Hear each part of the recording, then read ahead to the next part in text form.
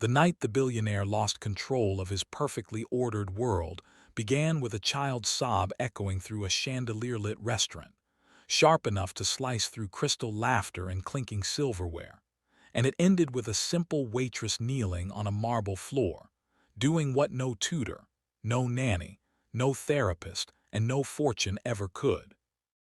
The girl's face was red and twisted with rage and fear, spaghetti flung like accusations across a white tablecloth, while her father sat frozen in his tailored suit, stunned by the one problem money had never been able to solve: his own daughter.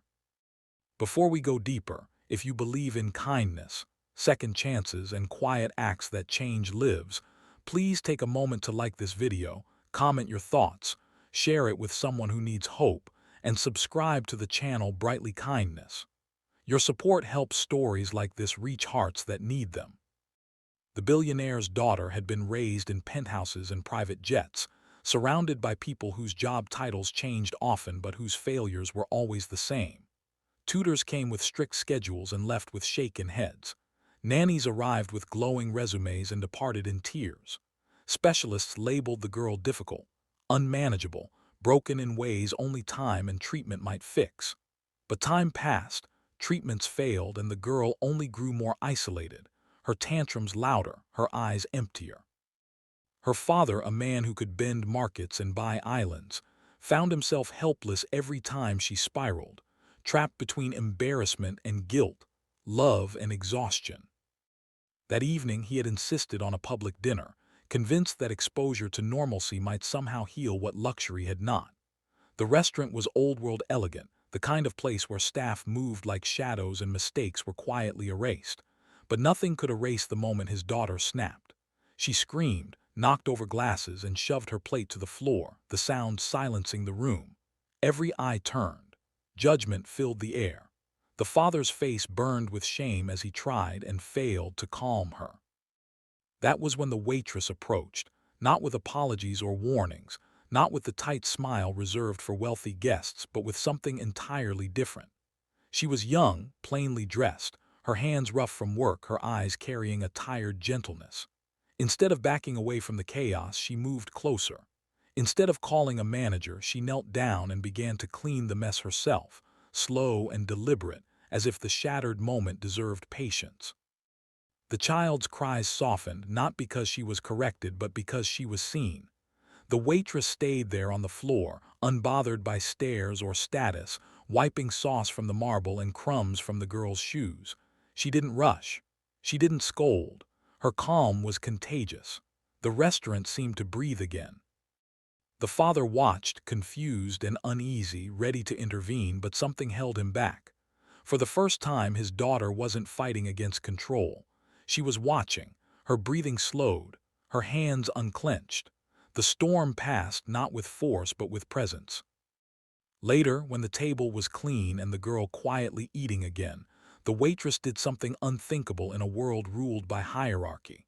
She sat beside the child for a moment, not as staff, not as an employee, but as a human being sharing space. She treated the girl not like a problem to be solved, but like a person worthy of patience. Then she stood, nodded once to the father, and returned to her work as if nothing extraordinary had happened. But everything had changed. That night haunted the billionaire. He couldn't stop replaying it, the way his daughter responded to humility instead of authority, to kindness instead of correction. He asked about the waitress and learned she worked double shifts, sent money home, and had once cared for a younger sibling through illness without complaint. No training, no credentials, just compassion earned through hardship. Days later, he invited her back, not with a contract but with a request. He didn't ask her to fix his daughter, he asked her to be present. What followed was not instant magic but slow, real change. The waitress didn't impose rules. She shared moments. She cleaned up messes without blame. She listened when the girl couldn't find words, and in that quiet consistency, walls began to fall. The child still struggled, but now she trusted. Her outbursts shortened. Her eyes searched for reassurance instead of escape. The father, watching from a distance, learned alongside her. He learned that control had never been the answer, That love didn't need to be loud or expensive.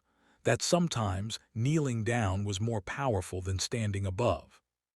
Months passed and the girl laughed more. She slept better. She reached for hands instead of throwing plates. The world noticed, but not because of headlines or wealth. It noticed because a child once written off as impossible was finally at peace. As the waitress prepared to leave one evening, the girl hugged her tightly, a silent thank you wrapped in small arms.